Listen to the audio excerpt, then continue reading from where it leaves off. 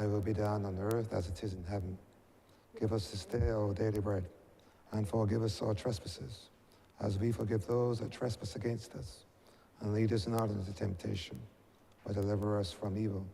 For thine is the kingdom, the power, and the glory, forever and ever. Amen.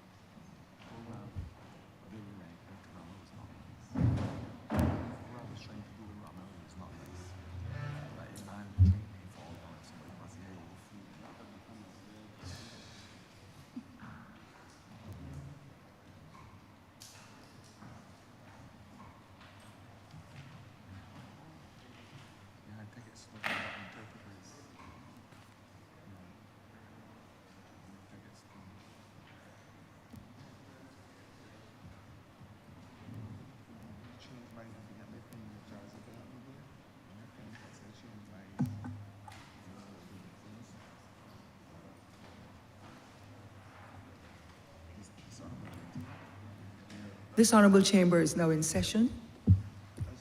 Good morning, Honourable members, all the visitors who are here with us this morning. Announcement by Your Honour. Minutes. Honourable member. Madam Acting Speaker, I beg to move that the minutes for the meeting held on Tuesday, 29th of October, 2024 be deferred.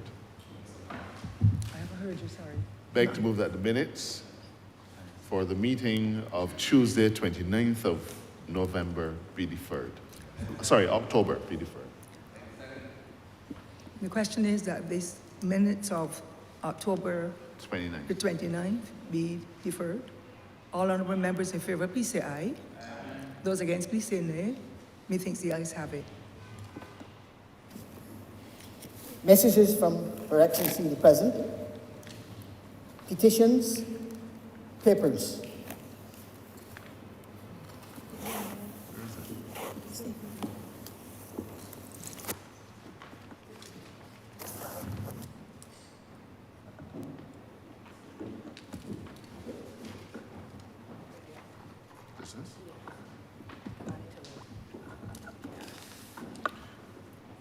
Madam Deputy Speaker, I'm commanded to lay Barbados's medium-term fiscal framework 2025-2026 to 2027-2028.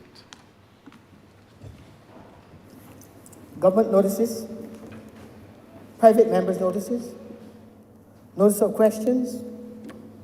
Reports from select committees. First reading of bills. Statements by ministers.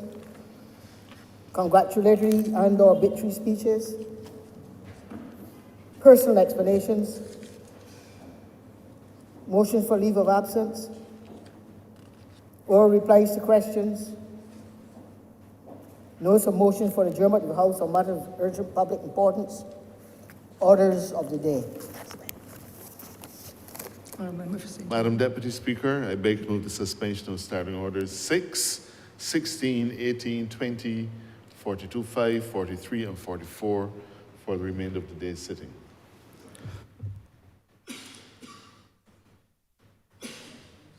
The question is that the standing orders so mentioned be suspended. Are all members in favour, please say aye. Those against, please say no. Methinks the ayes have it.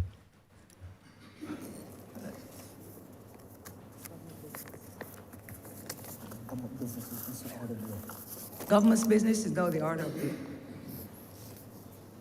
Madam Deputy Speaker,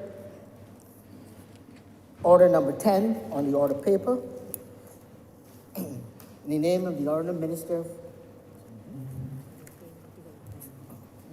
for People, Elder Affairs and People's Empowerment, to resume the debate on the passing of a resolution that the Parliament of Barbados approve the national policy for improving the lives of persons with disabilities and the 2023 national report of the National Advisory Committee to guide the establishment of a commission for improving the lives of persons with disabilities. Honourable members, we shall continue to proceed with that debate. Honourable member for St. James South.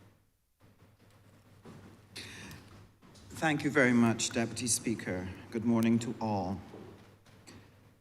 I'll never forget the day that I heard the phrase, disability is not inability. It jolted me because as an ordinary Barbadian living in Barbados at that time, that consciousness of the capacities of persons with disability was never in the forefront of our minds as citizens. And there arose in Barbados during that time of our country's immaturity with regard to this matter, a number of people who recognized that it was not all right, it was not okay for a country to ignore the persons who were challenged or to do just the minimum for their benefit. But that a country, if it is going to be inclusive, must make every effort to include and provide that which is needed in order to allow them to fully participate to the fullest extent of their ability.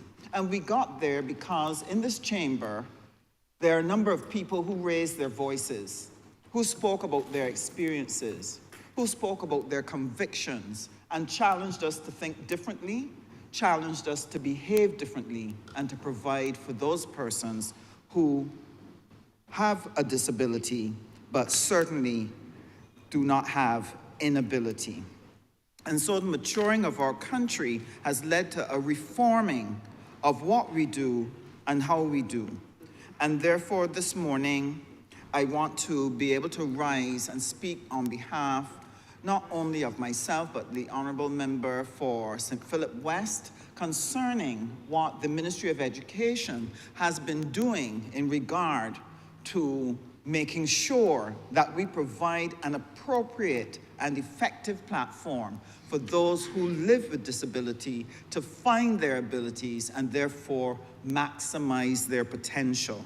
And therefore, I feel very honored in having the opportunity to speak this morning about the charge that we take so seriously, that we must ensure a bright future for all, and all means our special needs citizens.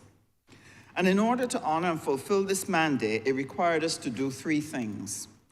The first thing that needed to occur was that we had to have better and improved identification of those who have challenges, and to make that identification as early as possible in the lives of our children, so that from early we could make the necessary adjustments and provisions to ensure their fullest development.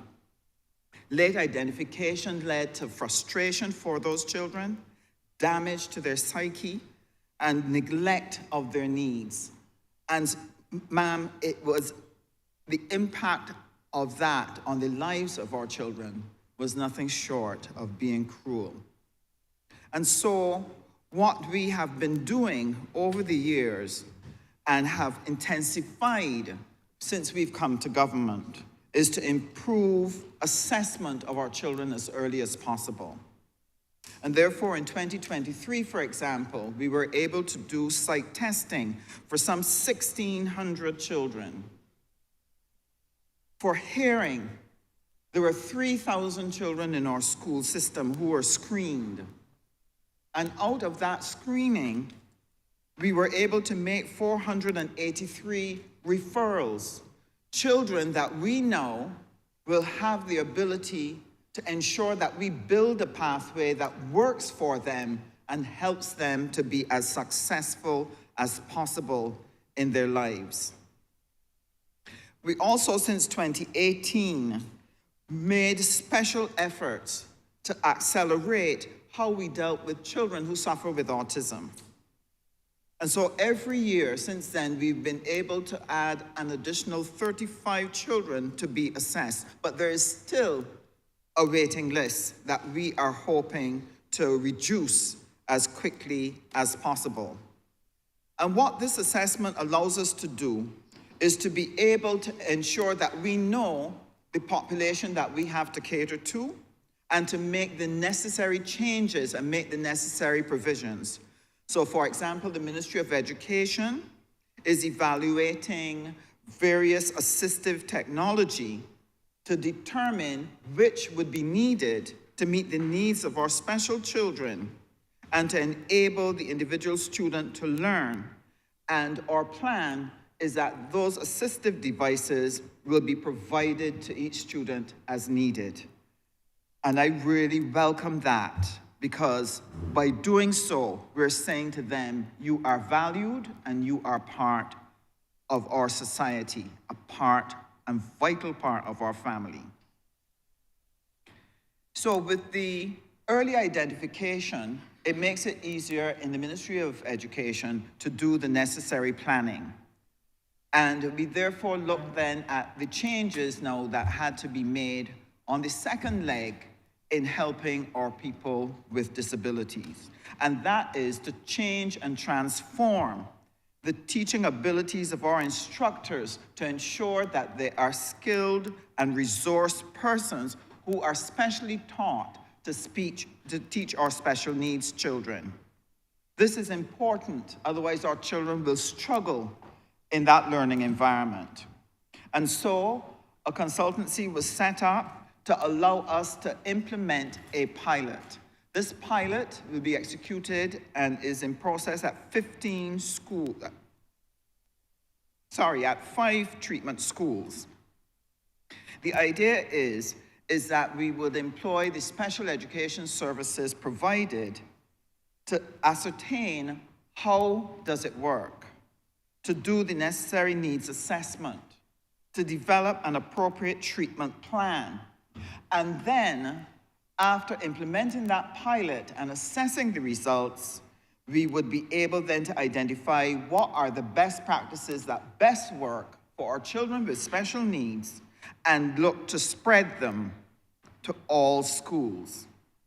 And one of the elements that will come out of this, and the principals and teachers have been trained therein, is individualized education plans. That if we don't develop a plan that is specific to each child, we will not be able to help them to maximize that potential. And that plan will guide all of the educators who engage that child within that school system. And part of what that will help us do is to be able to establish clear routines that are suited to those children, to be able to develop appropriate student goals that are appropriate for each child. And as well, teachers will be trained in positive behavior management within that setting, within the school. And so a lot of training, Madam Deputy Speaker, has been undertaken in the Ministry of Education through Urdiston and other resources to start that training of teachers in special education. Urdiston itself and its tutors are also being trained in special education, so that we have the best and latest techniques to work with our children, and that the tutors are empowered then to develop a second generation of teachers who will be able to carry through our plans for our children. Teachers as well have been stepping forward and putting their hands up and saying, I want to be trained in special needs education. And what that tells me is that the heart of people in Barbados is changing, and our teachers are demonstrating that change by wanting to volunteer to specially teach this special needs group. And so Urdiston just this year graduated some 23 teachers who were trained in special needs training. We've also put 123 teachers through literacy training so that they are able to develop the skills to help special needs people to acquire their literacy skills necessary for living. Early childhood training for 28 teachers has also been undertaken, and this will be helpful in both the nursery and the primary schools. We have some 50 teachers who will complete their training in teaching autistic children in December. Now, we've had such a major shortage of teachers with that particular specialty, and therefore we were unable to meet the needs of our autistic children. And so with 50 teachers trained and will graduate in December, we are hopeful then of having a cadre of teachers who can help us to meet the needs of our people. Now, dyslexia is a very common experience among persons who are challenged with education. And for a very long time, dyslexia was not diagnosed and was not dealt with. The end result was that those children were treated as dunces, bad behave, can't learn, and damaged because there was no understanding within the school system to recognize the problem, understand how to deal with the problem, and then help those children to become as successful as many dyslexics around the world who got the support they needed were able to achieve.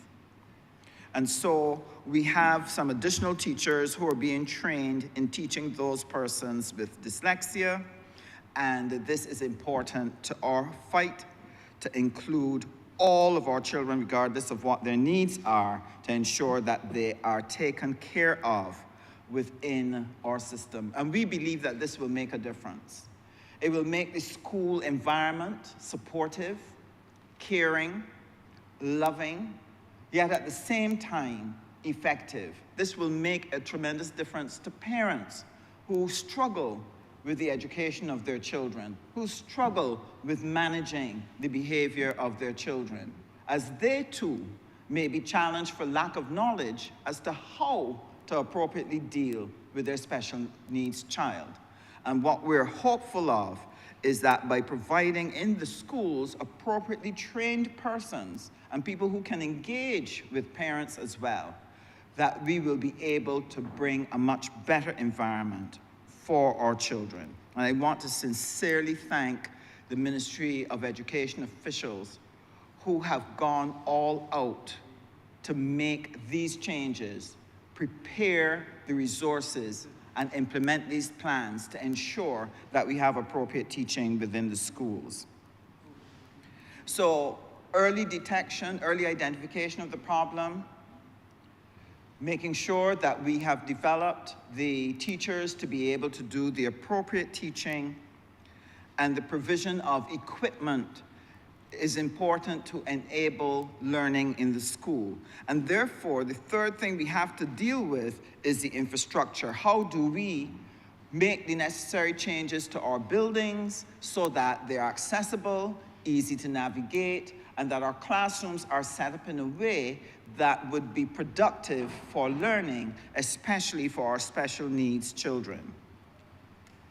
And so there are 15 inclusionary schools that are going to have infrastructural development to allow them to better facilitate the needs of our special needs children. Between 2022 to 2024, Belize was accommodated to allow it to be an inclusionary school. Eagle Hall Primary, Milton Lynch, St. Christopher's. What we recognize is that going forward, all of our schools will have to make provision for the needs of special needs children. And I'm happy to report that even yesterday, as we were planning during the estimates discussion, that our tertiary institutions too have identified what are some of the things that they need to do to ensure that tertiary education is going to be available to people who live with disabilities.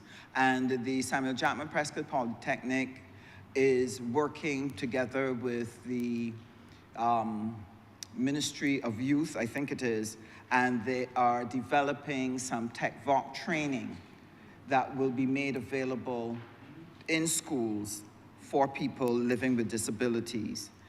We had the wonderful experience at the graduation of the Barbados Community College just this past weekend, where one person living with disabilities was successful in achieving her certification. But what was beautiful was the outburst of celebration and clapping and standing and shouting for her as she received her certificate, because the school itself, the attitude of the students, because of her presence, challenged them to be caring people, supportive people, and I was deeply moved at how she was received and how she was celebrated for her success, and we want to offer her every congratulation. So I want to end by saying that if we are going to build a republic that takes care of every citizen regardless of how they present, then this is the type of work that we must do. And I am very proud and honored to be a part of a ministry that is playing such a critical role in making it possible for us to change the dynamics for people living with disabilities in this country. And we are looking forward that as the programs continue to take shape and become effective, we will see a difference in their lives because they're able to live independently, they're able to live effectively, and to be able to enjoy life as God has given it to them. And that as a nation, our hearts will become warmer, better, and more supportive of everyone. And I want to thank you, Madam Deputy Speaker, for the opportunity to share this progress that we have made in the Ministry of Education with regards to people living with disability.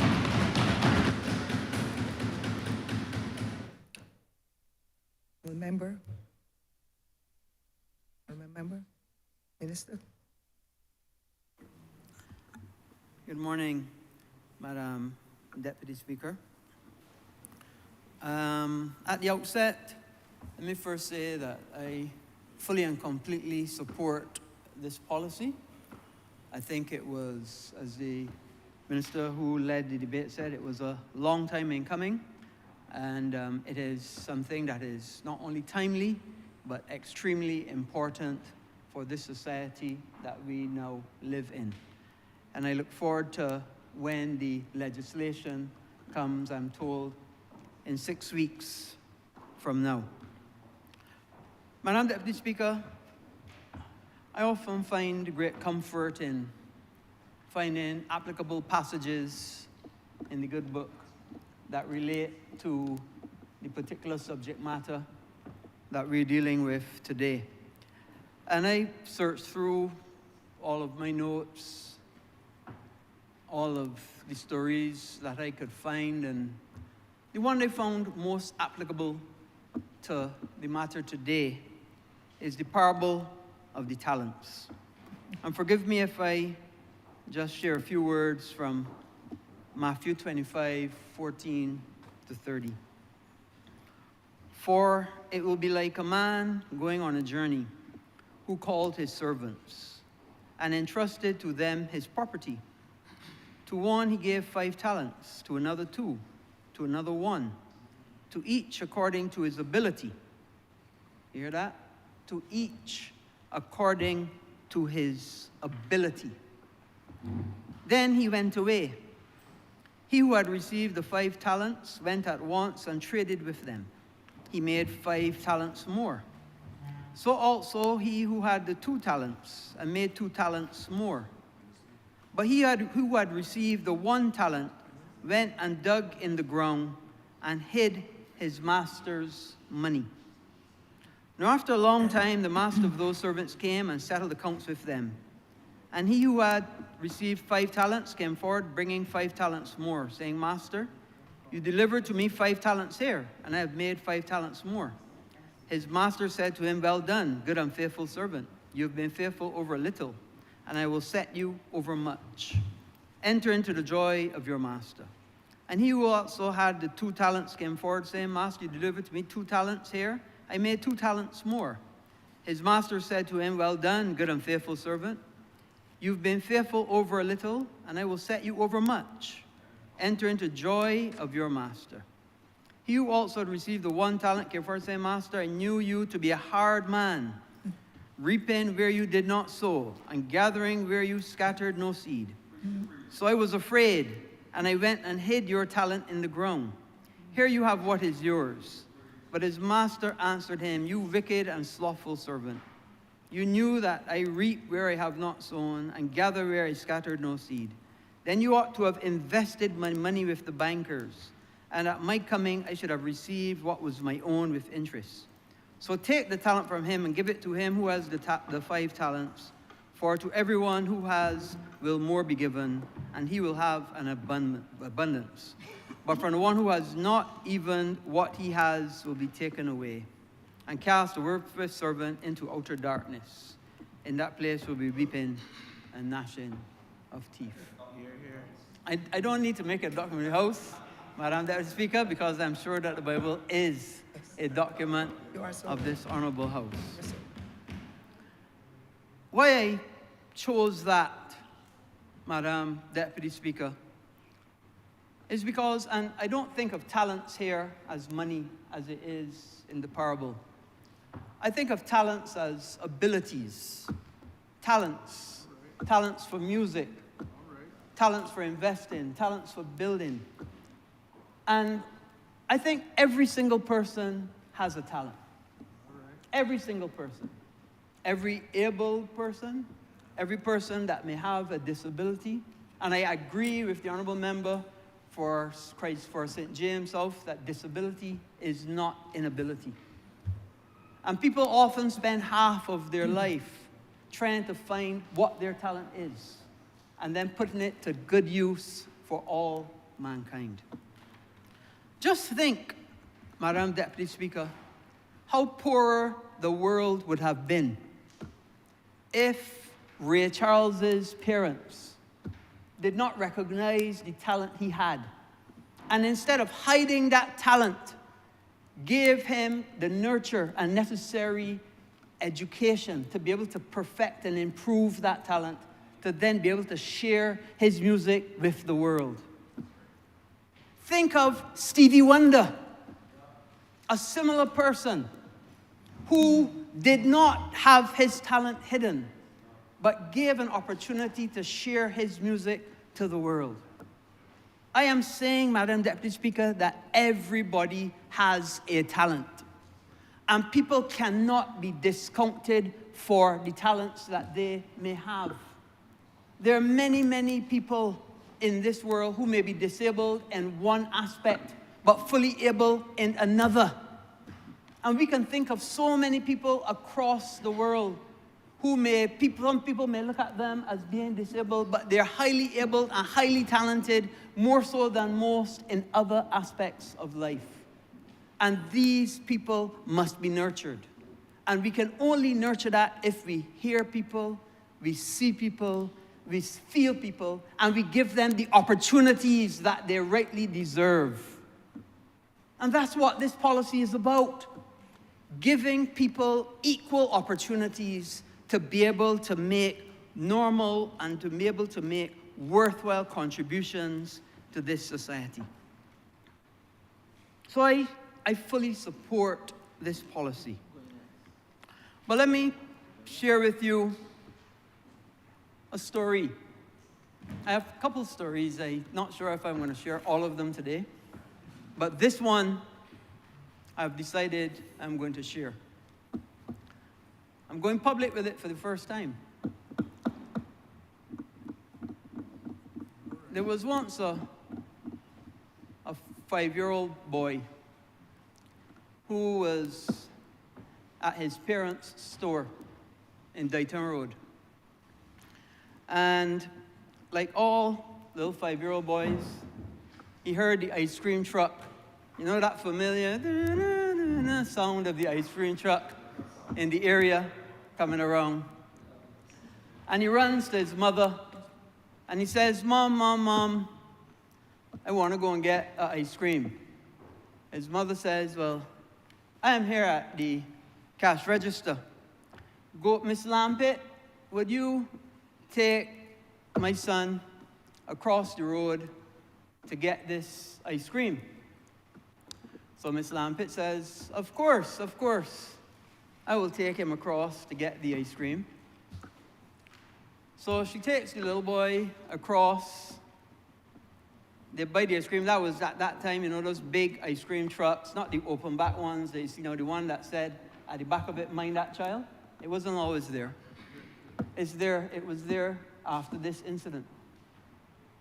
So Miss Lampitt took the little boy, took him across the road, and he got the ice cream.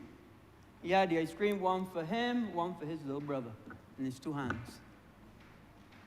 So, you know, after Miss Lampitt was buying hers, the little boy decided he's going back across the road. So his mother had told him, look left, look right, and cross the road. Actually told him, look up and look down. He first started to look up and down, and he realized down right, so he realized you gotta look left and right. He looked left, he didn't see any car come in.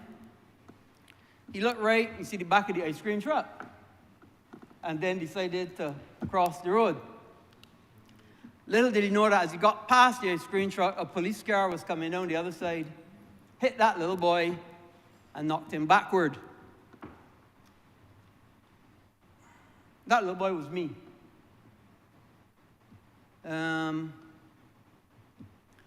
So they ran and told my mother that I was on the ground unconscious. And they told my father he was upstairs. I'm told he put on 5 pair of pants before he could get on one. And they put me in a car, Miss Lampitt's car, and took me to the hospital. And on the way to the hospital, I said, Mom, I could hear y'all, but I can't see. Because I had what was called transient cortical blindness. And it was obviously a traumatic time for my parents because they would automatically, in the space of a short space of time, be thinking, first thing, what would happen to my child if he is permanently blind? And second, what happens to the whole family? Because a lot of people don't accept and appreciate that having a disabled person in a family has an effect on the whole family. And luckily for me, my blindness was transient, and I was able to regain my sight. But of course, I don't remember all of it. It's a lot of it as well that my parents would have told me over the years. In fact, some people say that it may have been damaged, even the back of my head, probably why I have this flat back of head now. I don't know. But it was a traumatic time for all of us. I spent many days in the hospital, and eventually I was able to regain my sight. But what was interesting after that was how they would then relate to me the trauma that they felt and what they had imagined would happen to both me and to the family unit if that disability had persisted. So I take this policy very, very seriously. And you know, it's interesting, Madam Deputy Speaker, that the same little boy that had transient blindness would grow up to be an oral and maxillofacial surgeon who used hand-eye coordination to work on very, very small surgical fields. And I thought it would be a good segue to answer something that the minister spoke about, that in his discussions with members of the disabled community, had people who were trying to get dental care and found that they had to get sedated more often than not. And I do accept and I understand, but I want to give a little bit from the practitioner's side of things so that we understand from the disabled side, but as a former practitioner of 30 years experience, I want to give you a little idea from the practitioner side of things. Now, first thing, when a practitioner has to see a patient who may have a disability, and there are ranges of disabilities. It is not every disabled person, obviously, that would need sedated. A practitioner has to make a decision based on the level of the disability, the ability for the person to stay still, their own ability to deal with that person, the environment and the surroundings that they may have to offer that procedure in, and as well as the technical difficulty of the particular procedure. And I'll give you an example. Imagine trying to do a surgical procedure on something as big as a 5-cent piece, while that 5-cent piece is moving left and right. Extremely difficult. Extremely difficult. Not saying that it can't be done, but can it be done to the best of your ability? Maybe not. So therefore, a practitioner has to make a decision based on all of those things and then say to themselves, if I cannot do this procedure to the best of my ability, what can I do to augment so that I can then offer the best service for the patient? And that is what makes that decision. Now, it's not every person that has to be sedated. But if, in your judgment as a practitioner, you either do not think you have the ability, or you have the ability but don't have the setup, or you have the ability and have the setup but cannot contain how the person will move, then you have to go to the next stage. So practitioners do not go straight, disabled person, we can sedate. That's not how it's done. They go through a series of questions to be able to come to a final treatment plan. And I would respect any practitioner's decision when they suggest to sedate a disabled person because of many, many factors. And it's not all factors that contend. So I wanted to make that point, and I think it's important that we make that point for all people. The second story, which I believe I've shared in this chamber before, is another thing that I live with every day.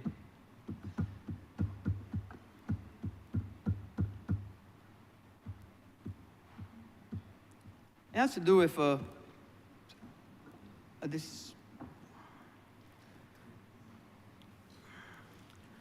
It has to do with a young lady who lived in Bonnets. I live with it every day, Madam Deputy Speaker. Who was wheelchair bound because she had mobility challenges. And at some point, she got pregnant. I had twin girls,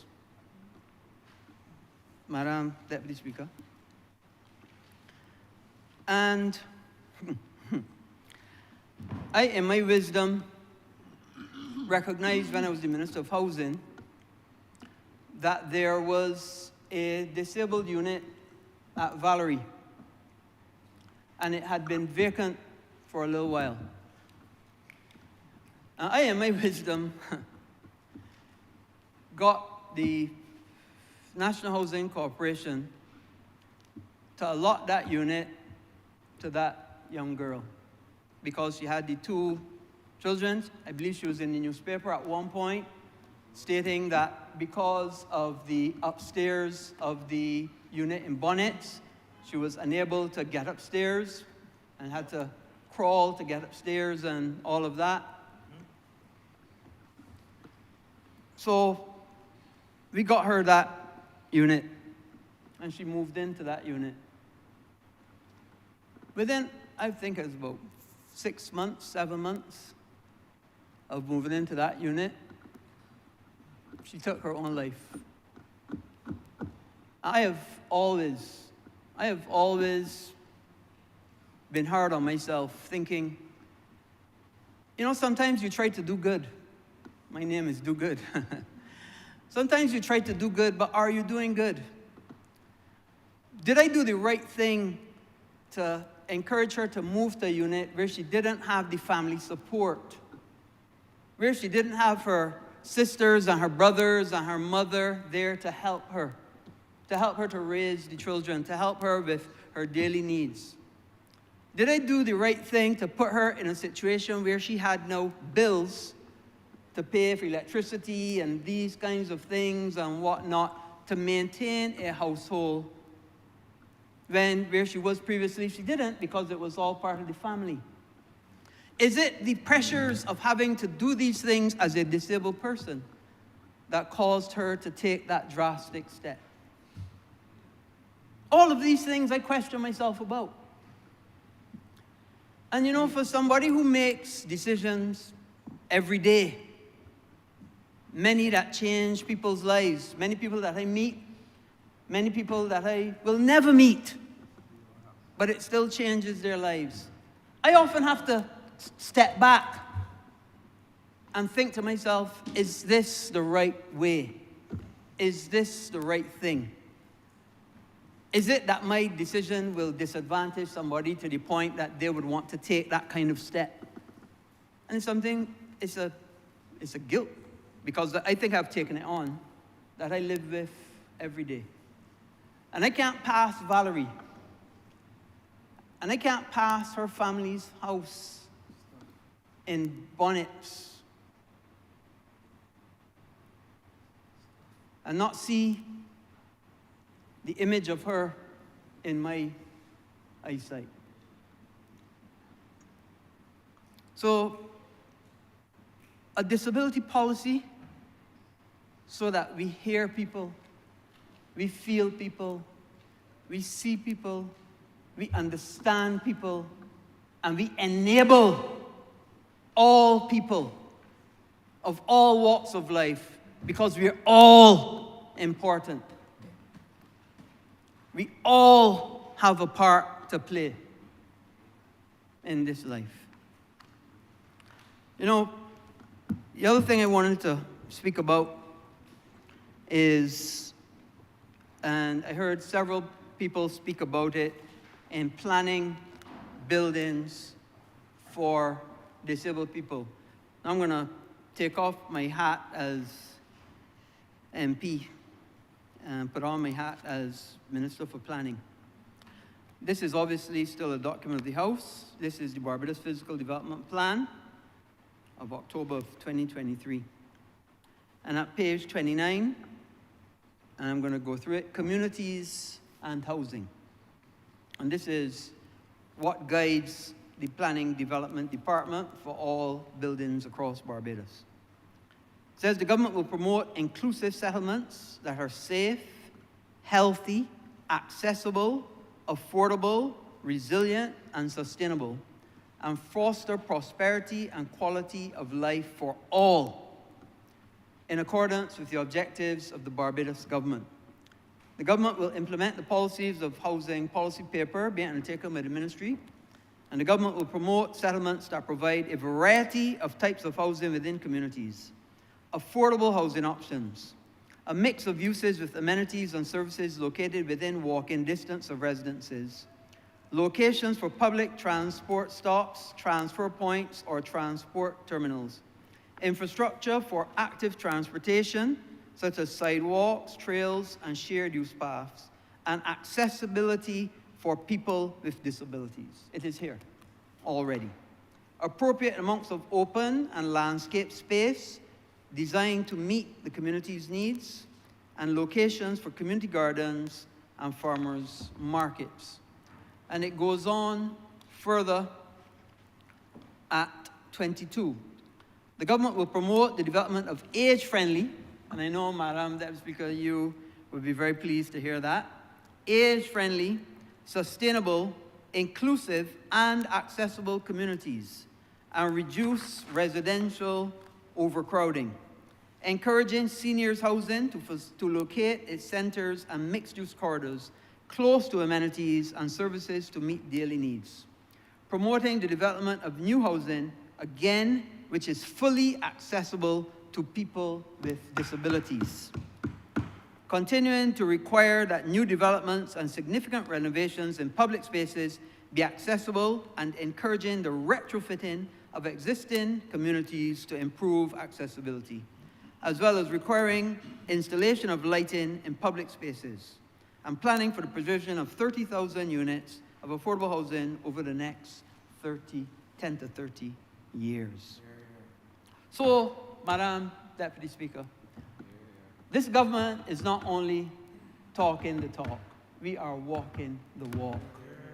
We are looking to provide for people with disabilities, providing with the policy, and in 6 weeks' time, bring in the act so that all of those people with disabilities, be it permanent disabilities or what I had, a temporary disability, be provided for throughout the length and breadth of this country that we so love.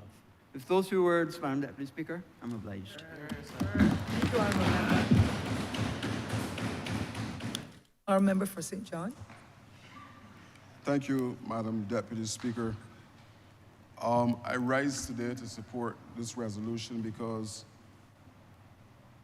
almost like every other piece that come to this chamber, members of my constituency will benefit from the passage of this resolution.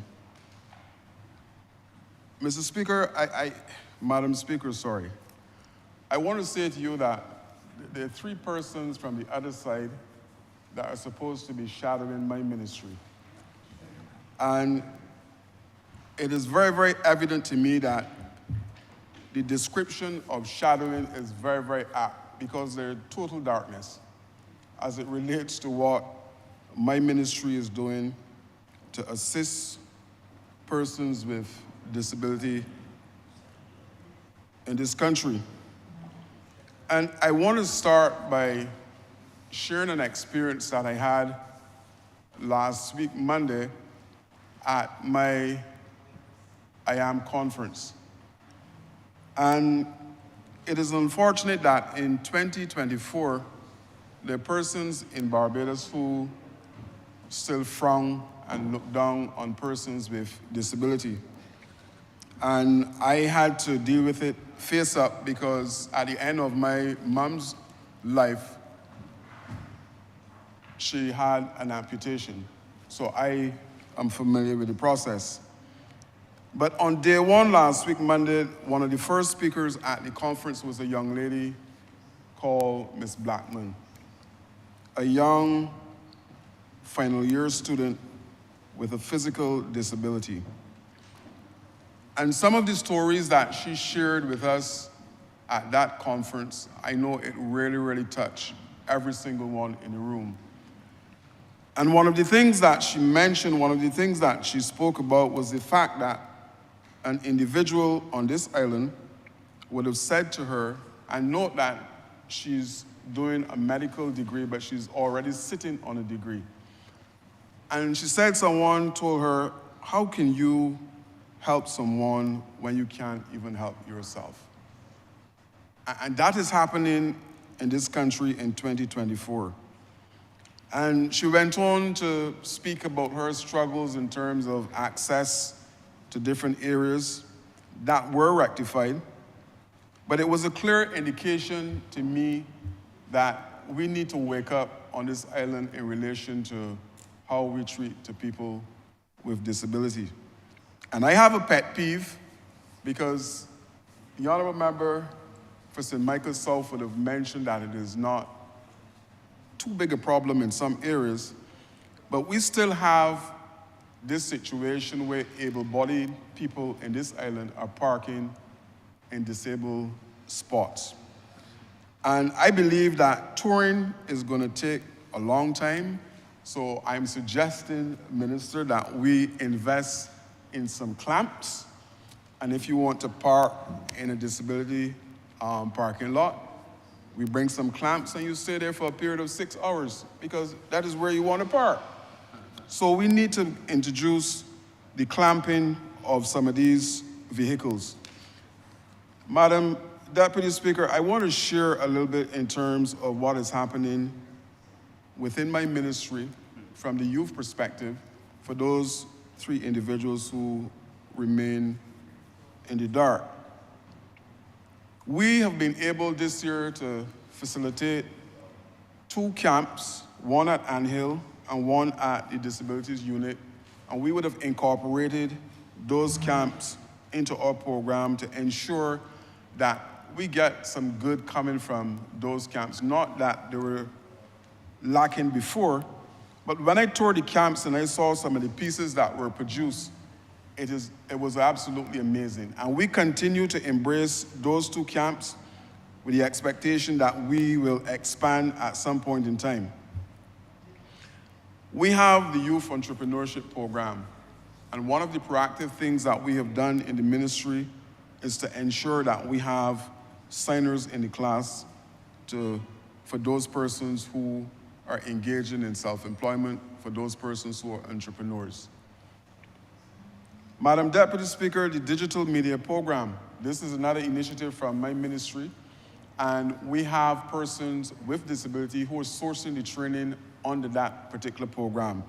And I met a parent whose son was involved, and I said to her, look, if you can find 6, 7, 8 people who are willing to have their children get involved in the process, I will put together a project at the ministry that is specific to that particular demographic. Because we cannot function in the Ministry of Sports and Youth and omit any young person who so desire to get involved in the process.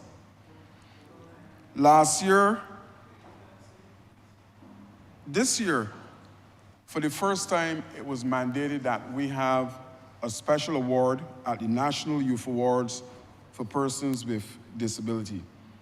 And that came off this year, and it will now be a staple within all of our National Youth Awards program going forward.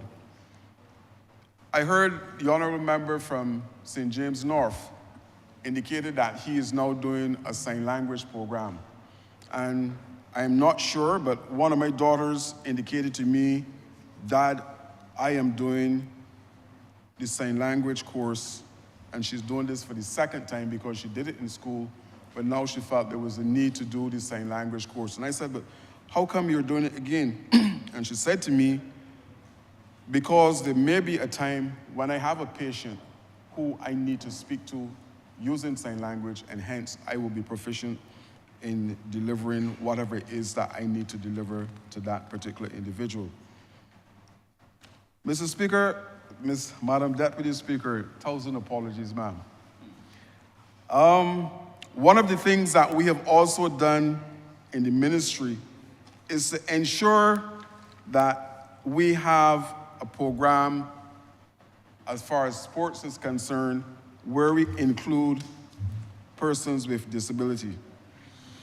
And the infrastructure on island is such that we felt it necessary to go back and retrofit a number of our pavilions.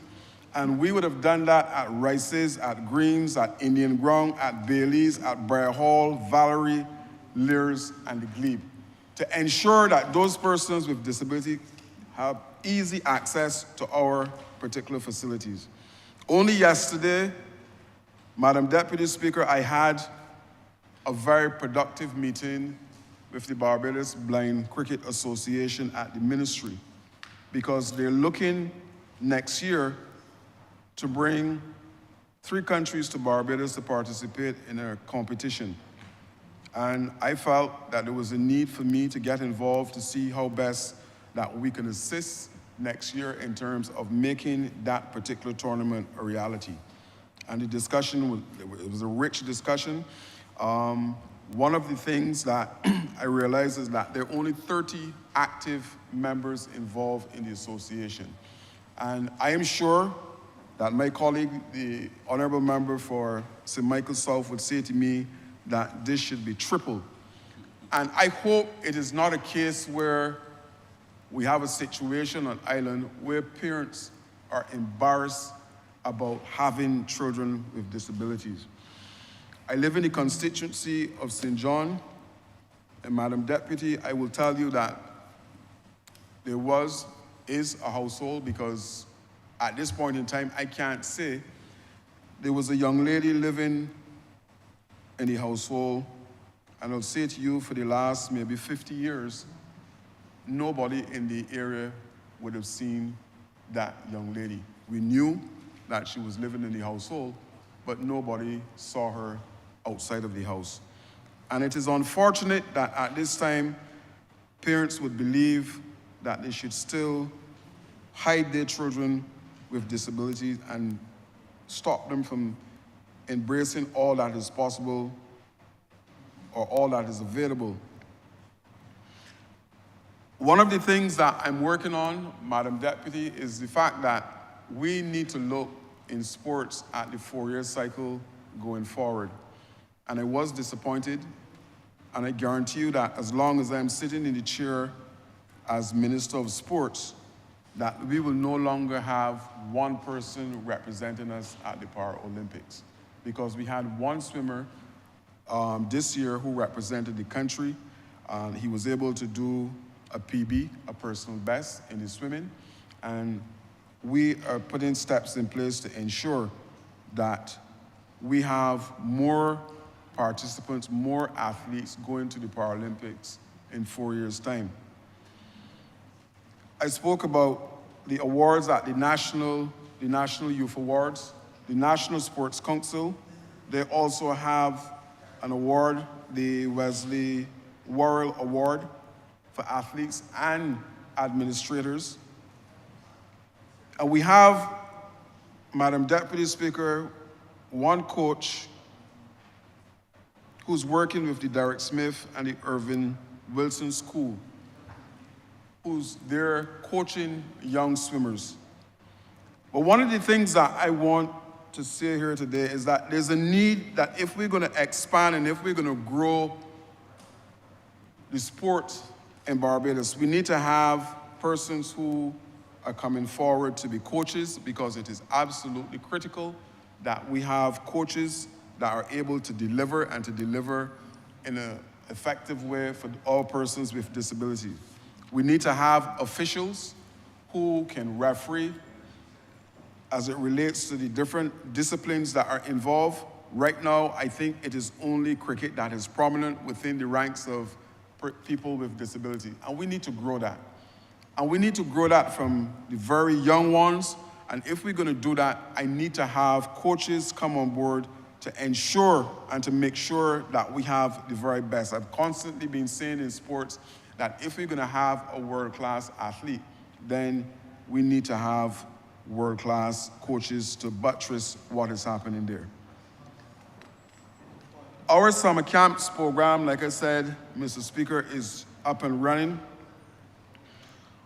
The social inclusion and equal opportunities, something that my ministry fully embrace and will continue to embrace going forward, because I understand what it is to be in a situation where we do not have persons doing things. Look, we talk about employment, and I made sure that if we're gonna talk the talk, we should walk the walk. And I have a person in my office who's working and doing fantastic work, and I'm hoping that we can get more, because I think that we need to put a quota system maybe in place in our ministries where people with disability have a set amount of jobs set aside for them. Because if we're a government, I think we should run and we should lead by example, and I think that this is absolutely necessary going forward.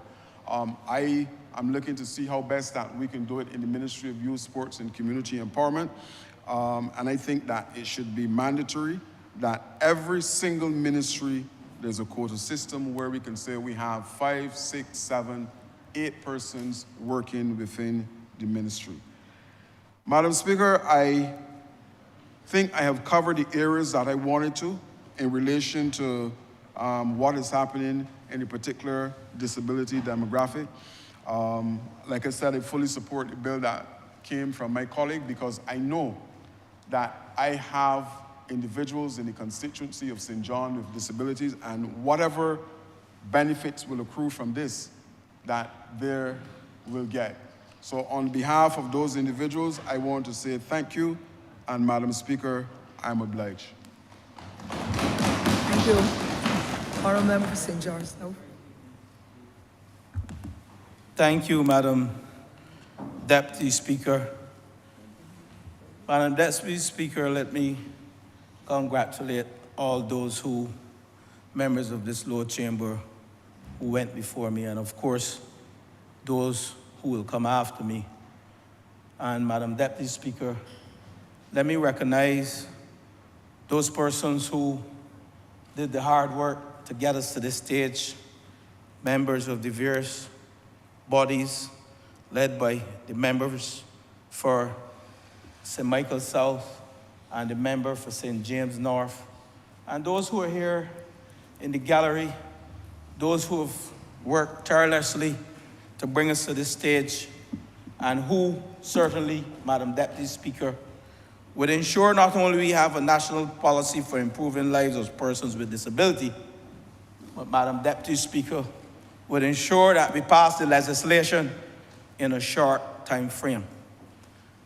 Madam Deputy Speaker, I, like my colleague and friend for Christchurch West, want to begin with a biblical reference, and there are two.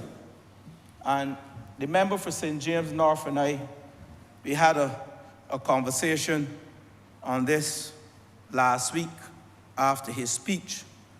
And I referenced Leviticus chapter 19, verse 14, and it says, "You shall not curse the deaf or put a stumbling block before the blind, but you shall fear your God.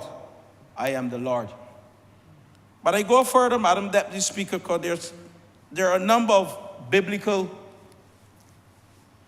writings and scriptures on persons with disability and how our Heavenly Father narrated and scriptured most of these writings. And the last I will refer to, but by no means that's the last, Luke 14:12 to 14. And it says, "But when you give a feast, invite the poor, the crippled, the blind, and you will be blessed, because they cannot repay you." And Madam Deputy Speaker, my life, and I know most of us, we are not here by accident. We are not at this stage by accident. We are here by the grace of God, the Almighty, Madam Deputy Speaker. And I will go further than you, my good friend from Christchurch West, to recognize the work of our Heavenly Father, who has so crafted this environment that we can now have a policy to further the work that He started in those days, in the biblical days, to assist persons with disability. And we can go on and talk about Samson, who was blind. Zachariah was not verbal. Paul had challenges. And I can go on in the Bible to speak. So, Madam Deputy Speaker, that is the reference from which I will speak from this morning, because I'm not here by accident, neither are you here by accident. Neither are the persons with disability, and I want to reference or speak to the most honorable, who was the President of the Senate, and back in 2008, she's now the most honorable. This government saw it fit to reward her with the highest honor in this country.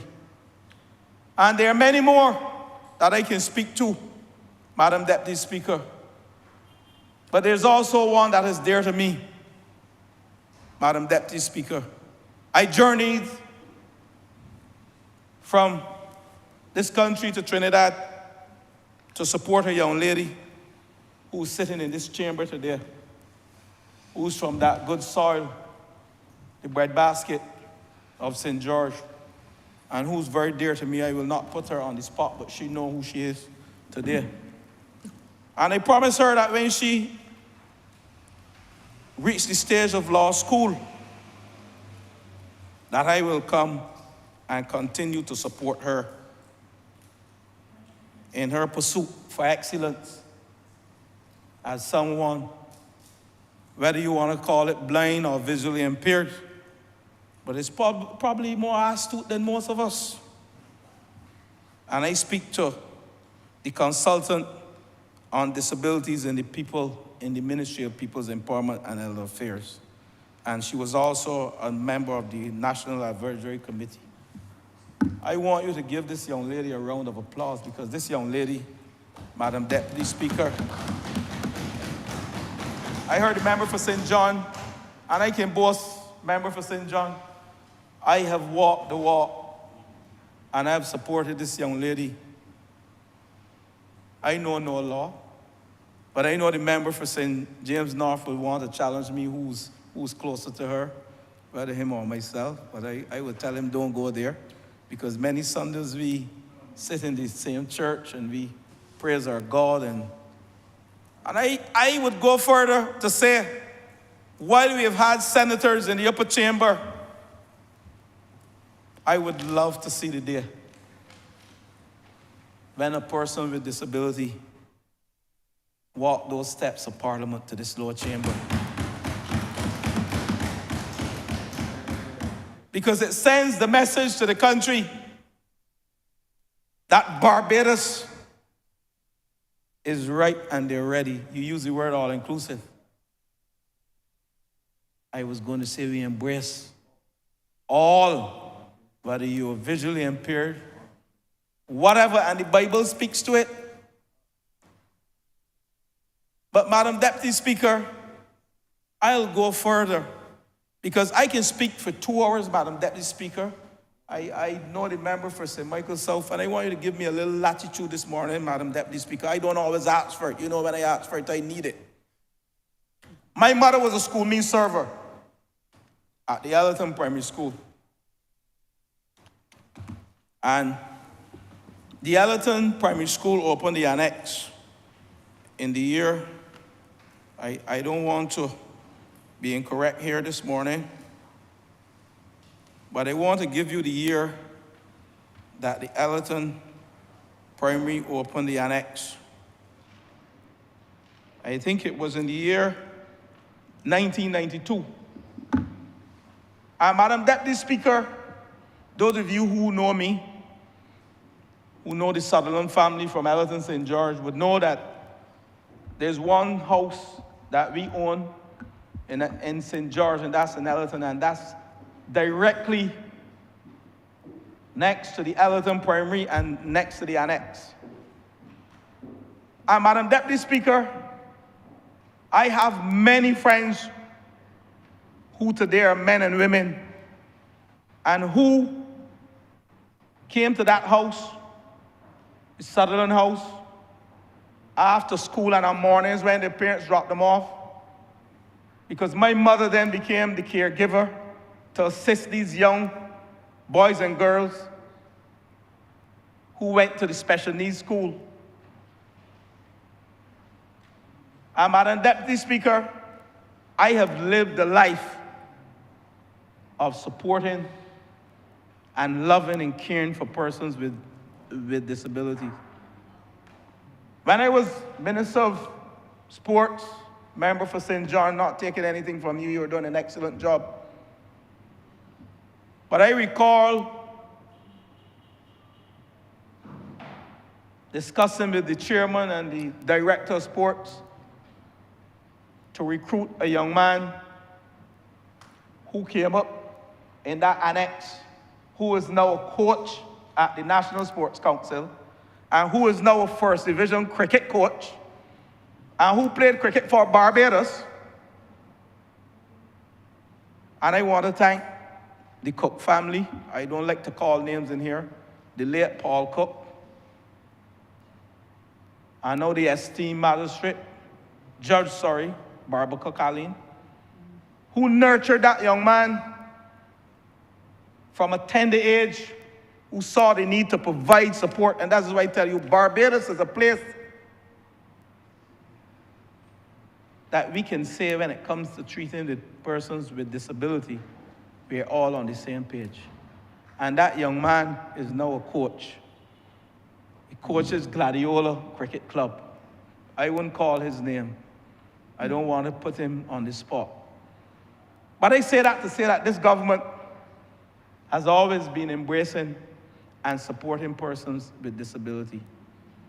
But before I get into the housing and some of the things that we have done to impact in a positive way persons with disability, I want to remind this chamber, while I recognize and applaud the most honorable, the first president in the Senate, someone with disability, I want to go back to 2003. And the deputy speaker will remember this. I shared it with my colleagues this morning, and they were, yes, I shared it with the member for St. James North to get the date, because I love to have my dates correct, and the member for St. James Central, and also the member for Christchurch West. Under Owen Seymour Arthur, we elected Mr. Ivan Linton in 2003 to the Senate. Visually impaired or blind as the opposition leader, the member for Christchurch South will want to say, under this administration led by Owen Seymour Arthur, appointed Mr. Ivan Linton as a senator in 2003. And I go there because he's dear to me. And he was the first. He's also the uncle to the High Commissioner to Ghana, who I know very well. He's our uncle. So this government can boast. I heard the honorable member for Christchurch South associating himself with the most honorable. We too have a lot to boast about as a government, as we support and continue to support persons with disability. And I'm not speaking ill of the member for Christchurch South. I am supporting him and just letting him know that before 2008, this administration recognized the importance and the contribution of persons with disability. Madam Deputy Speaker, let me, and I'm going to drink a little bit of water here, and bear with me, because I'm getting a bit teary. I don't mind if I cry. Madam Deputy Speaker, I grew up with a grandmother from Lodge Road. I would say that I have more family in Christchurch, East Central and West Central, and I can tell the member for Christchurch, East Central and West Central, that I am probably just as popular as the two of you in Christchurch, based on the family members that I have in Christchurch. My grandmother was a janitor at the then Water Street Boys School. A stone throw away, we happened to both homes. The Sutherland home is right next to the Ellerton Primary, and the Harewood home, my grandmother Pearl Harewood, the house was right next to the Water Box. Those of you who frequent Water Street would know the Water Box right next to Christchurch Boys School. I had uncles. My uncle was a driver, Pemberton Harewood, for Clyde Jones Funeral Home, a sharp man for many years. That was my uncle. But I share that to say, my grandmother raised her grandson, one of them my late uncle's son, and I am not afraid to call his name. He's still alive with a disability after 58 years. Michael Harewood. I grew up in the household, traveling from St. George to Christchurch during the summer vacations to be with them, and many weekends with my grandmother, whom a member of the former administration, and I have this in my craw. Sorry to use our phrase, but I have it in my craw. I sat on the opposition bench and a former member for Christchurch East Central tried to insult me. When I got up on a point of order, he said to me, "You sit down. Your grandmother was a janitor. She used to clean up after me." You could imagine I went through that in this chamber. The member, the deputy chair sat with me. The member for Christchurch, for St. James Central, rubbed me on my shoulder. But it made me stronger. You know why? Because that grandmother raised 5 children, of which the first was my mother, 82 years of age, still alive. Raised 3 sons.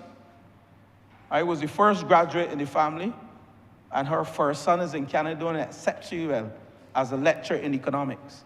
That janitor at the Water Street Boys School raised 5.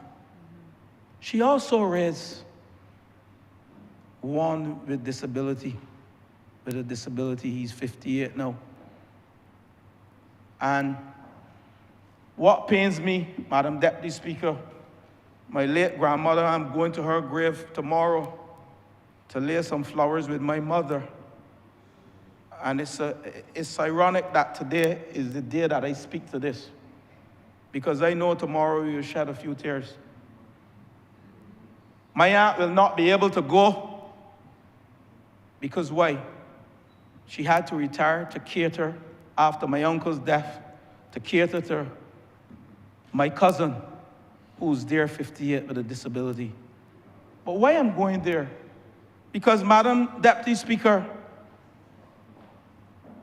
my grandmother was poor, single parent to raise 5, then to raise a grandson with a disability.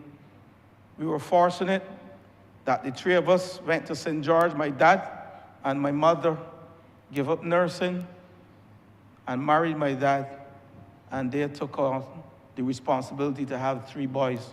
I'm the second. But, Madam Deputy Speaker, I'm teary because my dear cousin, who's 58, I saw him in a house,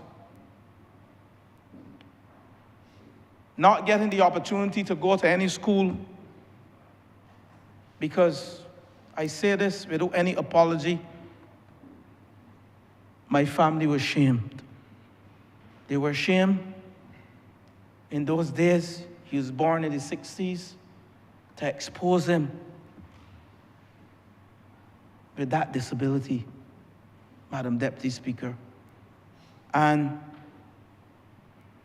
I've asked the member for the city to give way to me, because I think I had to share this morning to let you know that their families back in the 60s and the 50s, poor people who never had the opportunity or the support mechanism like what we have now as a government to assist persons with disability and to give them the life that we spoke about in Leviticus.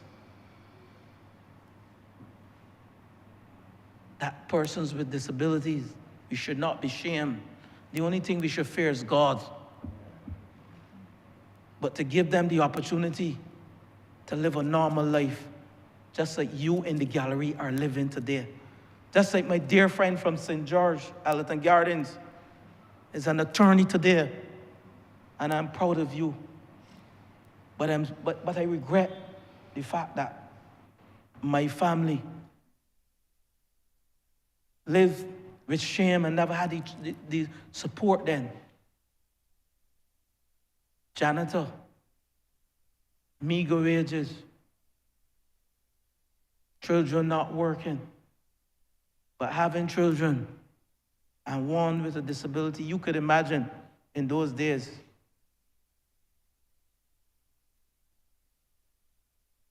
So, Madam Deputy Speaker, I have lived it. I have supported him. I spend time with him. I love him. But I wish, Madam Deputy Speaker, that I could have done more for him. And that's why it pains me. That's why it brings me to tears. Because I never had the opportunity to provide that level of support for my dear cousin who's still alive today.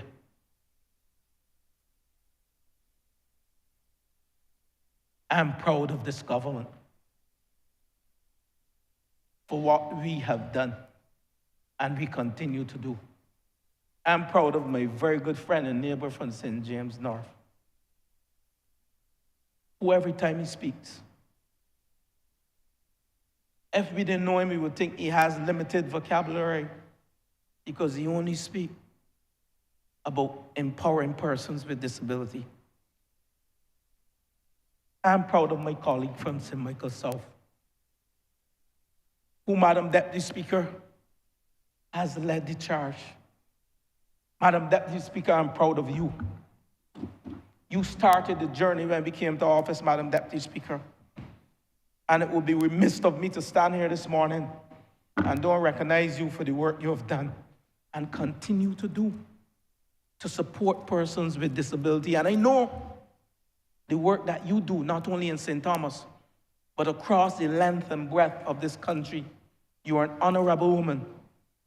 And I would love to live to see the day that you're honored and rewarded for the good work. Not only by God, He will. He will. But I want to live the day to see that the written Bible words in Luke 14 and Leviticus 19 are passed on to you. The good book of life, and that you are rewarded. Madam Deputy Speaker, I can also go on and on, but I want to share with you, Madam Deputy Speaker, some of the work that the Ministry of Housing has done and we continue to do. But before I go there, let me say to you, Madam Deputy Speaker, in 2008, again, I want to thank the Prime Minister of this country. And I know most of us, we thank her. But if we have to thank her in every speech, she is worth it. Thank you for the 5 minutes, Madam Deputy Speaker. When I was given the task as Minister of Small Business and Commerce in 2018, the Prime Minister said to me, "Young man, I've given you this ministry. We have a sector in this country, the small business sector, that is dying. We in business call it a dying head." And she said to me, "I need you to inject some life and bring back some life to this sector. You will be given the funding." And she said, "The first project I want you to embark upon is to provide funding for small businesses in this country. And within, as the guys on the block would say, before you could say it, Jack Robinson, within less than 2 years before COVID, we opened the Trust Loan Division, where we offered $5,000 loan to small businesses across this country. Unprecedented in the Caribbean. But more importantly, on that day of the opening, I recall it like yesterday, Madam Deputy Speaker, the first person to sign for a loan was a person with disability, was wheelchair bound and engaging in art.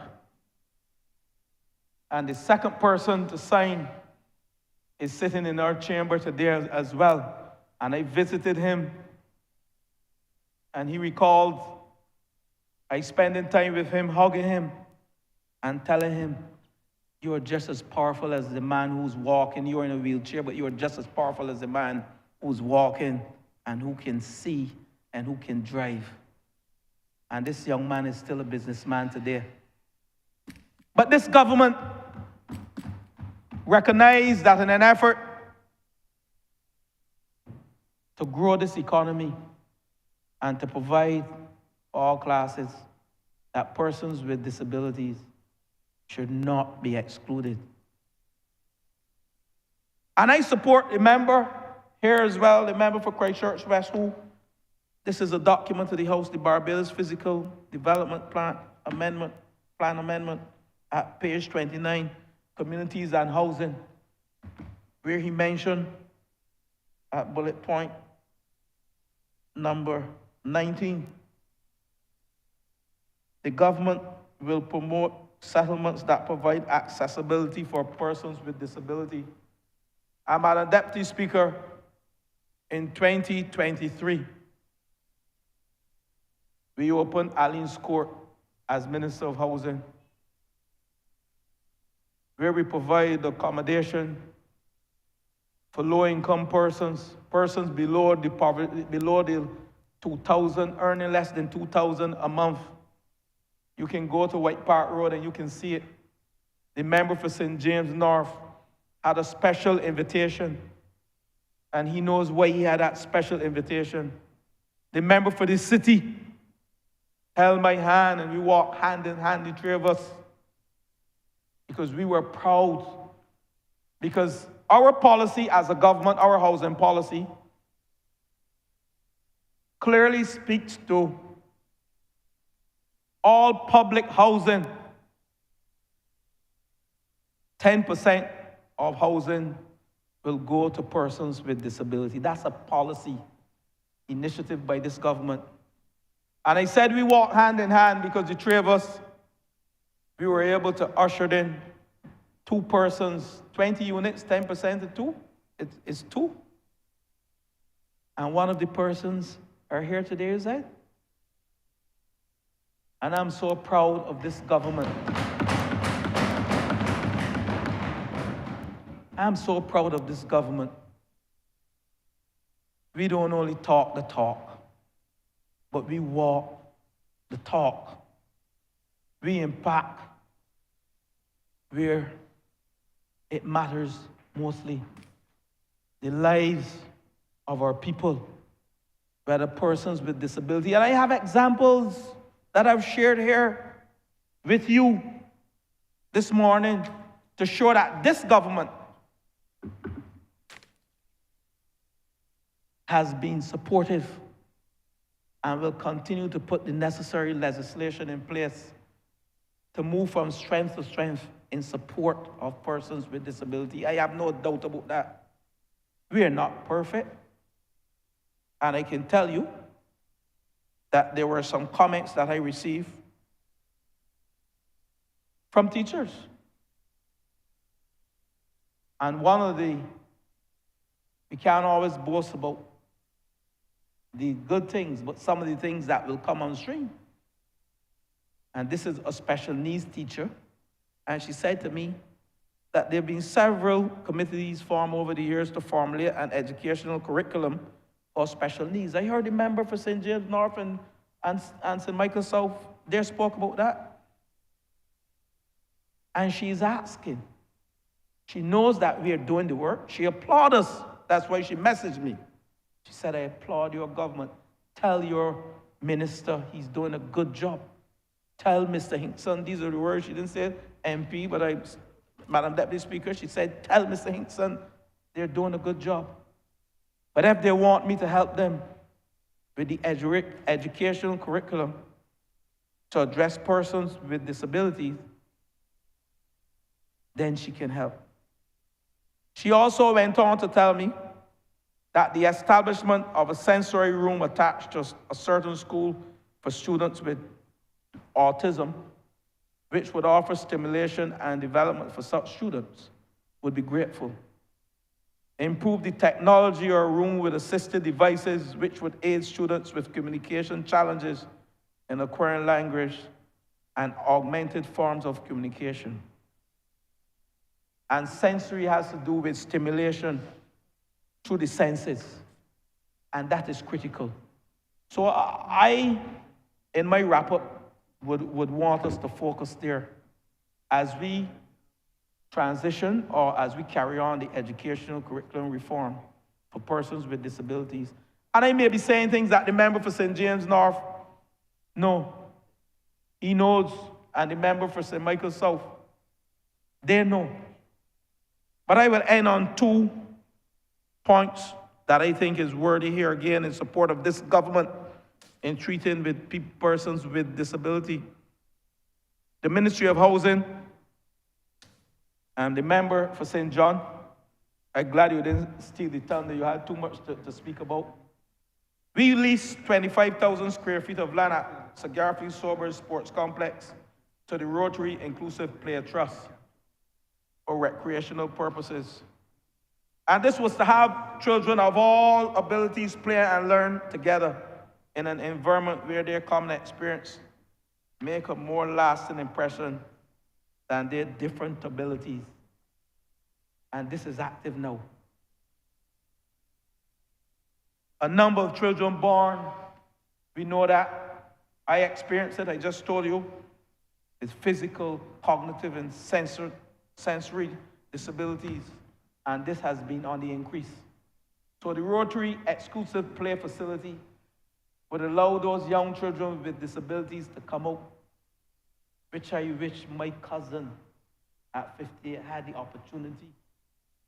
We have lied as a country back then. Don't mind the Irving Wilson School was opened in the 1970s or the 1960s. And I know I have the history. I don't need to recap those things. But I want to let you know that this government, when we come to this Lord Chamber,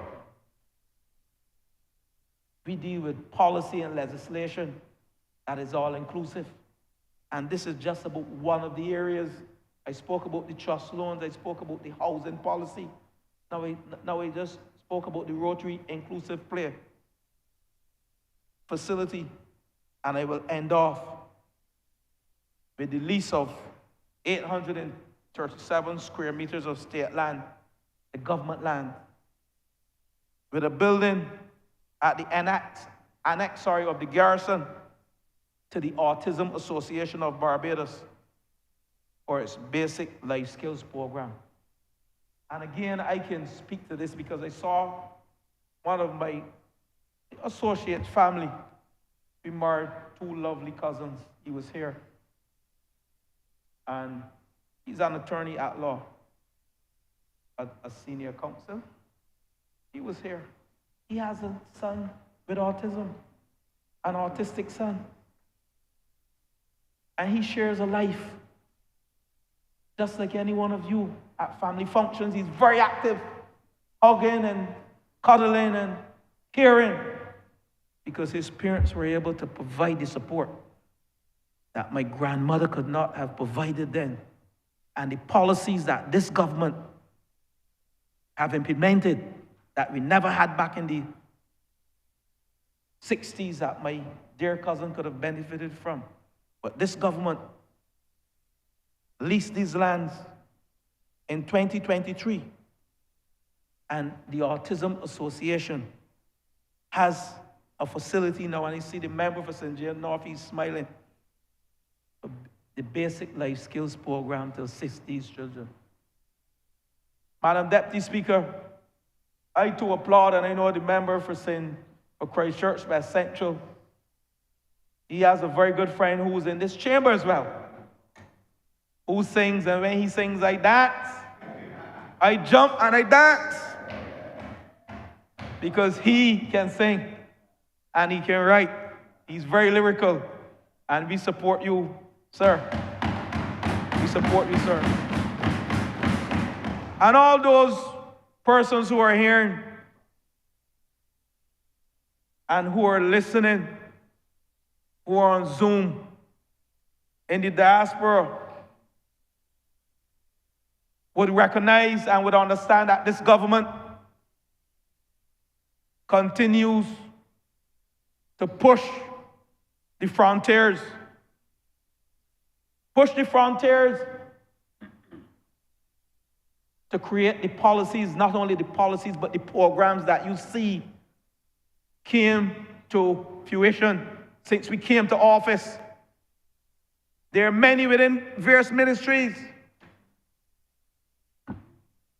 that we don't want to boast about it. We don't want to big up our chest because it is part of who we are as a government.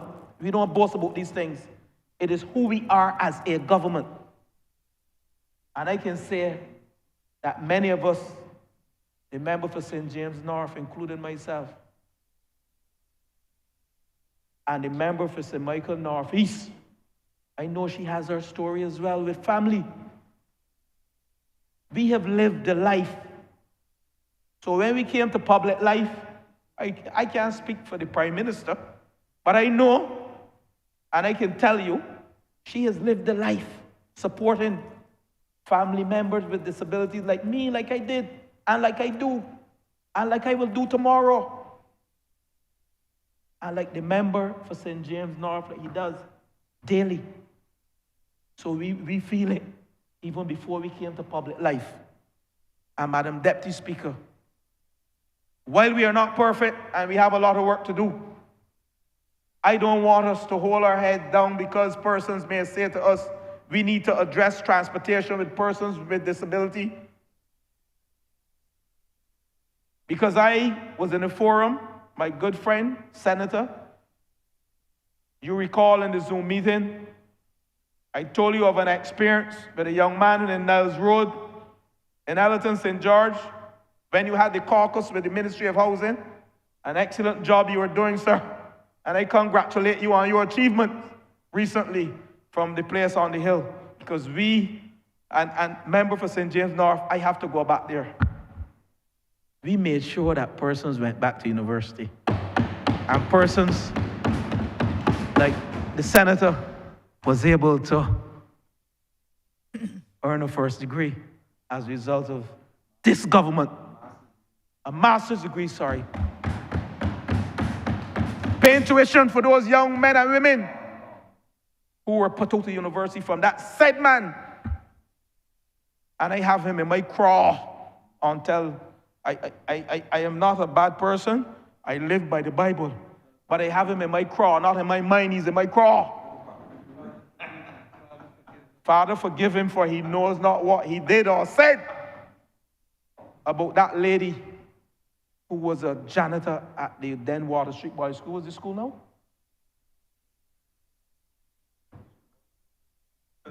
Milton Lynch School. But I'm happy that the member for St. Michael South and St. James North, as well as those who are on the committee, recognize that transportation is an issue, recognize that the education curriculum is an issue, and they're working tirelessly to get these problems resolved. But why we don't want to brag nor boast, this government has a proud track record in treating with persons with disabilities. And I want us not to hold our heads down, and I want the public to know, as I wrap up, thank you for the little leverage, that, Madam Deputy Speaker, that we will go from strength to strength.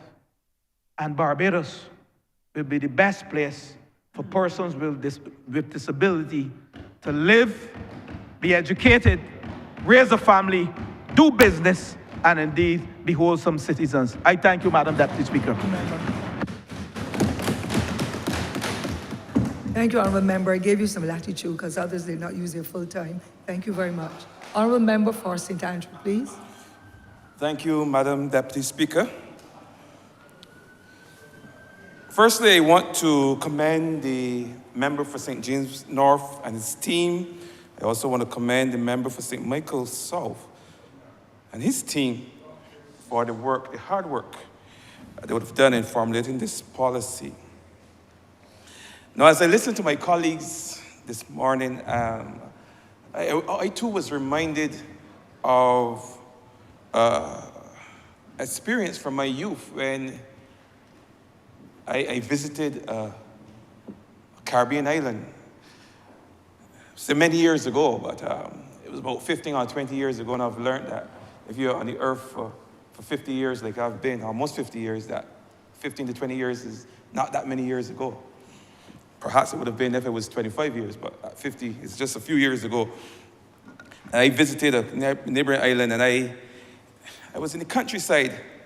And I remember going to a house, and there was a little boy staring through the window, and the young lady that I was touring with at the time, had mentioned to me that, he never comes out. And the way she said it, it was almost like that was normal. That was expected behavior, that persons with disability would never come out the house. And it was a shock for me then, but I've come to learn, and I've learned again here this morning that perhaps that was far more commonplace in the region than any of us would like to believe. But as an adult, I have reflected over the years, even in my own community where I live, and see that there were persons who, in reflection, we would consider to be disabled. But there were no special recognition, there was no support at the level of the state. Nothing was really put in place for them. And in many cases, they depended heavily on the support of their families, of their family members. Some of them were actually, they would have had spouses, and they were dependent on the spouse and so on and so forth, and its siblings for support. But I've seen through the magic of social media that across the world, there are still many disabled persons who are forced to fend for themselves in the streets, fend for themselves in their own communities. They have to work, they have to feed themselves, they have to cook, they have to do everything for themselves. Sometimes they even live alone. They're independent in that sense. But the quality of life that they are forced to live is horrible. So even though we celebrate the independence, that that you have to fend for yourself and you can be independent, the fact that you're living a quality of life that is considered subhuman is something that we would all scoff. I'm glad, I'm very glad that nothing to that extreme, certainly what I've seen with young children on the street with various degrees of disabilities, having to beg and so on and so forth. We don't have that here. I've never seen that here. And I will hope that we will never, in fact, I'm sure, as long as we have persons like the Honourable Member here for St. James North, and persons like the Honourable Member for St. James South, St. Michael South, and all of us, whether it be this particular side or the other side, I'm sure we will work to see that nothing like that ever happens in Barbados. But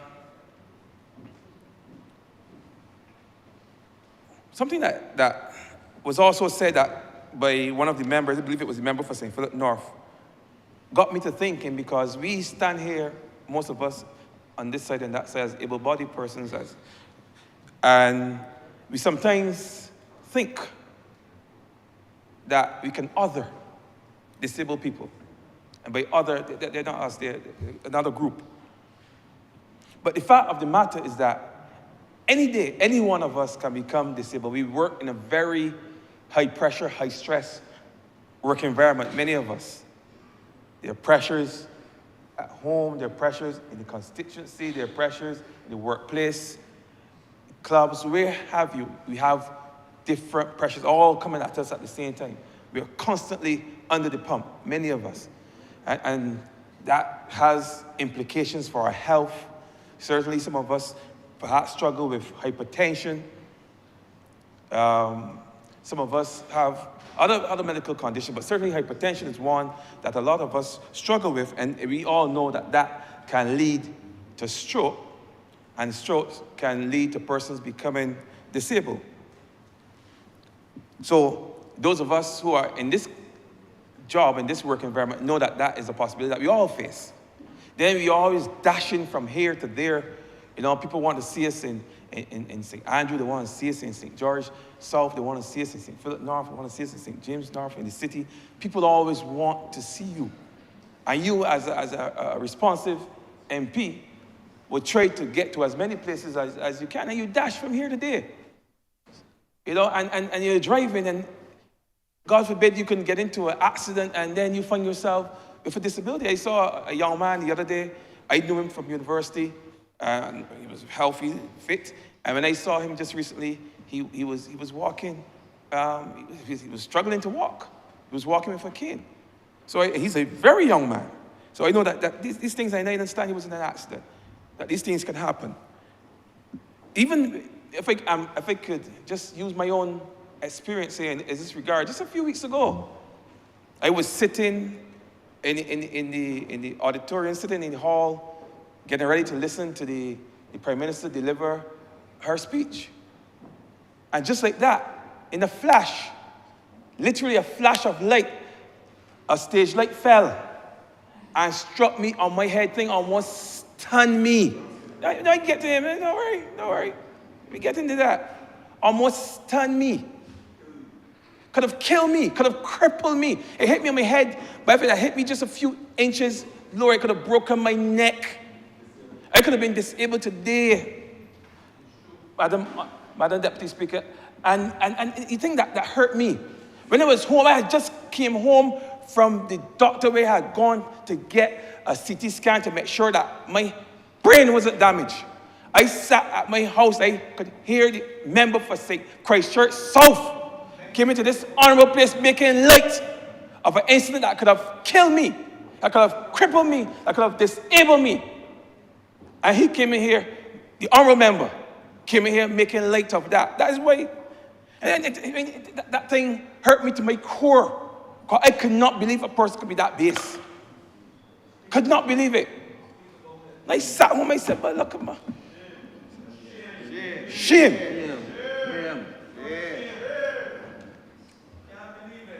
Couldn't believe it. That a person at that level will come in here and make light, make fun of an incident that could have crippled me, that could have hurt me, could have damaged me. Call what? Call what? Never called. Talk about commiserations. No. I saw him last week, he didn't even look at me. Walked right past me as if I was a ghost. Never. Not a word. Caring?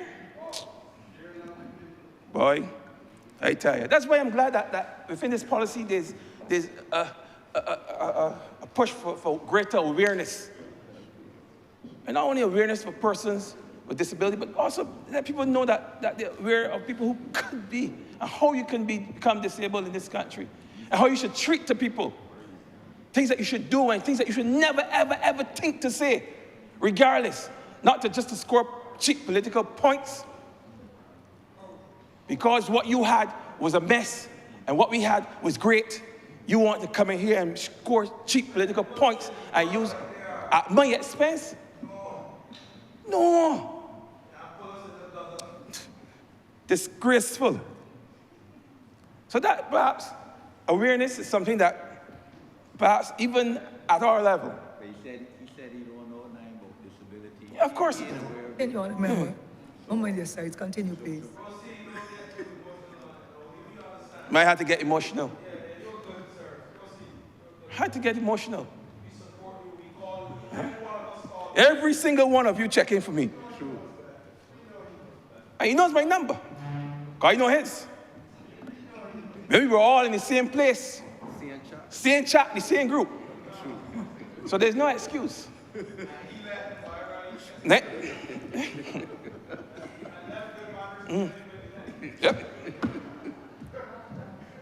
And I assure you, if it was the reverse, if the situation was in reverse, I would have called and checked in on him.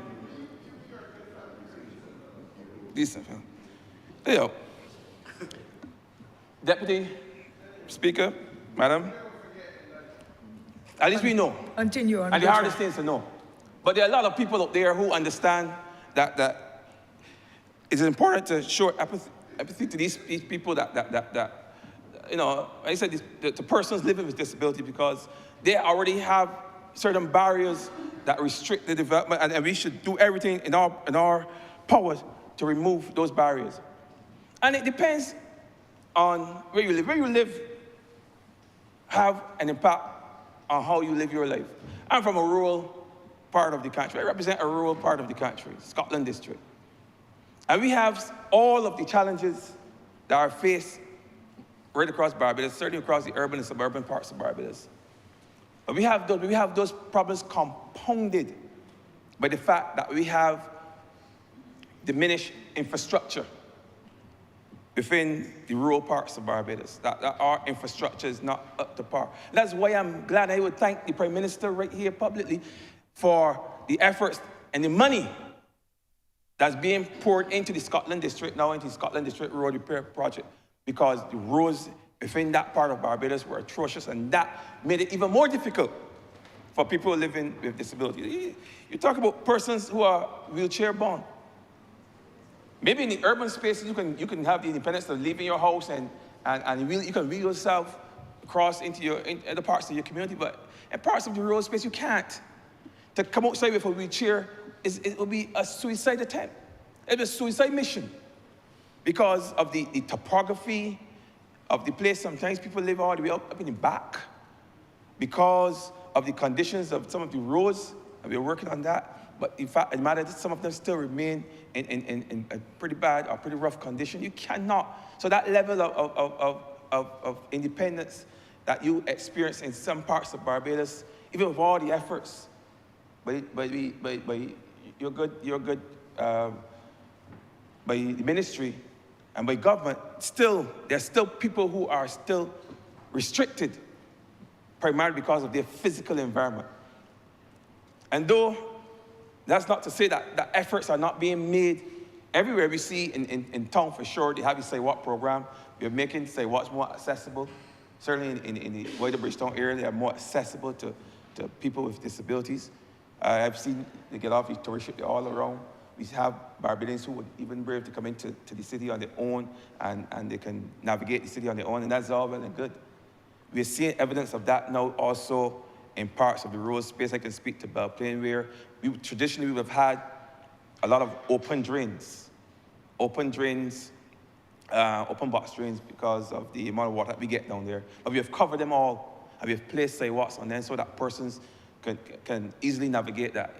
Yes, we do it for everybody, but certainly persons in that area who have disabilities now can navigate a lot easier. Because if you live in an environment where whenever it rains heavily, the physical environment changes because some places washed away or slips away. If you are in a wheelchair or you're visually impaired, it becomes even more difficult for you, to navigate because the environment changes. You live in a urban space, you get out, you walk on hard concrete. That's not going to change. A concrete footpath is not going to change after a heavy rainfall. That's not going to change. But if you live in the rural space where you sometimes live in the back, and you live on a road made, a cat road perhaps, or a road that's made of clay, and you get some heavy rains, some days you come outside, the whole area changes. You now have to relearn that area. So you never get to be independent sometimes just because of the space you're in. Also too, we've done a number of things for persons. Yes, we see the ramps when persons become disabled. We have National Disability Unit will come in and they will build ramps, they will build rails for persons so they can get in and out of the house. And that's all well and good when they're close to the front of the road.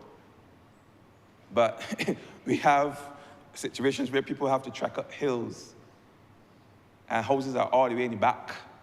If you understand, houses are in the back. You have your house at the front, you may have another house behind that, and you may have another house all the way back there.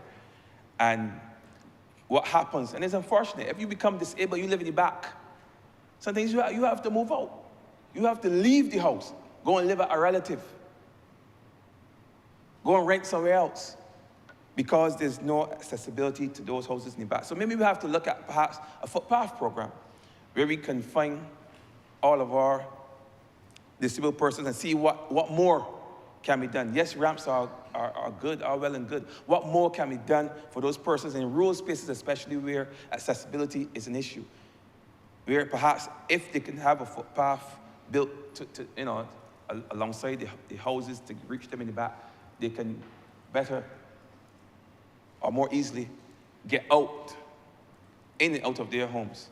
Because in many cases, there are persons that you have to, every day if they're leaving home, I mean, it's already difficult to get transportation to come into some of those areas. It's far, it's expensive because of the distance. But then you have the added issue of having to find people to lift you out. You can imagine having to lift a heavy person over 200 pounds, almost 300 pounds, lift down a hill, an incline. You have to lift that person down to a waiting taxi or to a bus or something. Then that you have to lift that person back. You know, for you, the person's heavy, that's bad enough. But that person have to find somebody when they get out of the taxi. When they taxi pull up there and they get out, they gotta find somebody in the neighborhood strong enough that can lift them all the way back up to where they live all the way on the back. Because no wheelchair can be pushed up there because there's no footpath. There's no road. We're not asking for a road, because every place you cannot put a road, but some places you can certainly put a little footpath for persons like that they can get up in the back.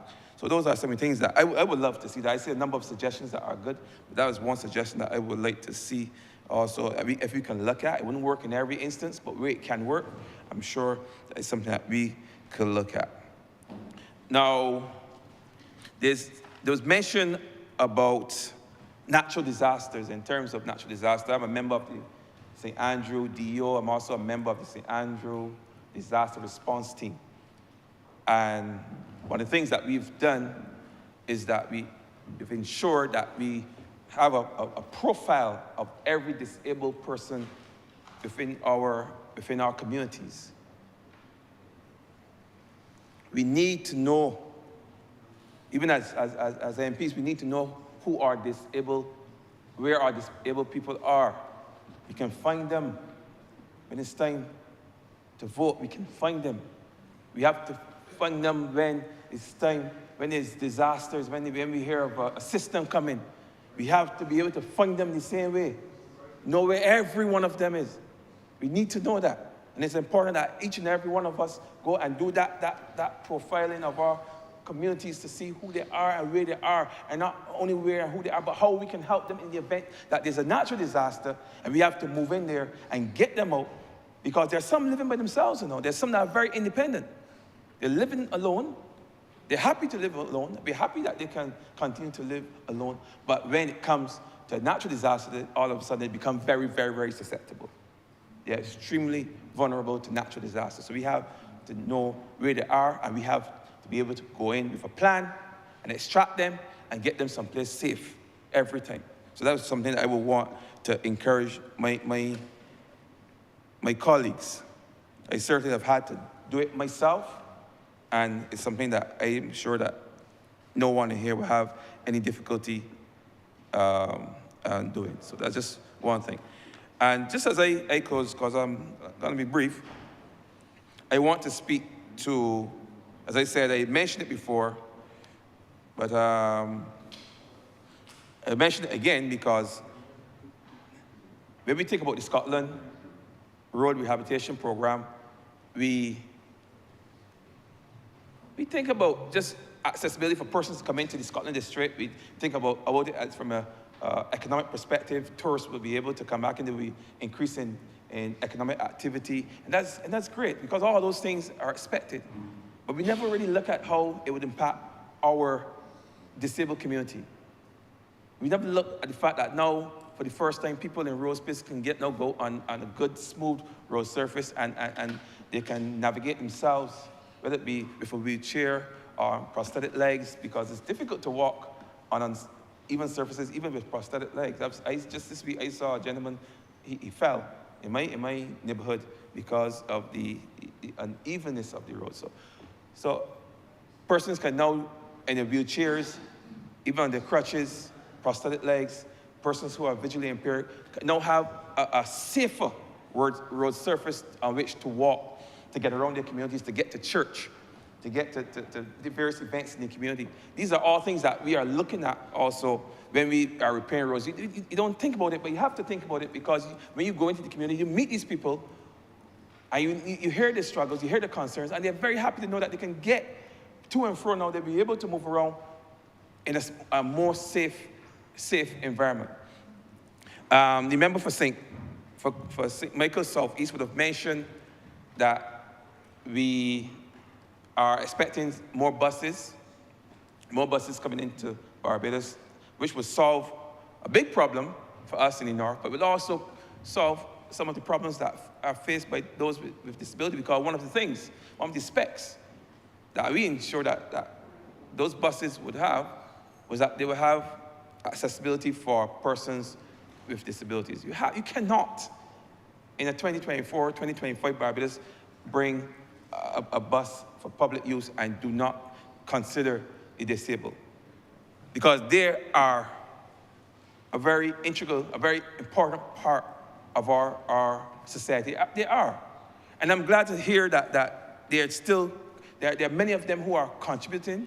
There are many of them who have reached levels that some of us can only dream of. There are some of them who are doing extremely well. And I commend each and every one of them who have against all odds, it's proven that they can do anything that any of us here can do, and more than many. But we have, as much as possible, to remove every barrier, whether it be physical, whether it be cultural or social, any barrier, every barrier, from the way to ensure that they can live the best life possible in Barbados. So as I close, I just want to say, as we work towards nurturing our societies, we must focus on persons with disabilities with a view of helping them to better integrate into our societies, where a person with a disability is seen in no other way than any other person in the community. And with those few words, I want to once again commend the member for St. Michael South and member for St. James North and their team for the good work they have done in putting together this policy.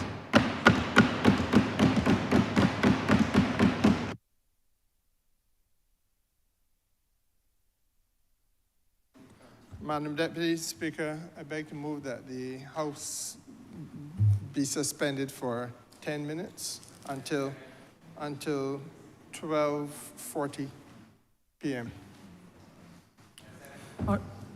Honourable member, the question is that this House be now suspended for 10 minutes until 12:40. All those honourable members in favour, please say aye. Those against, please say no.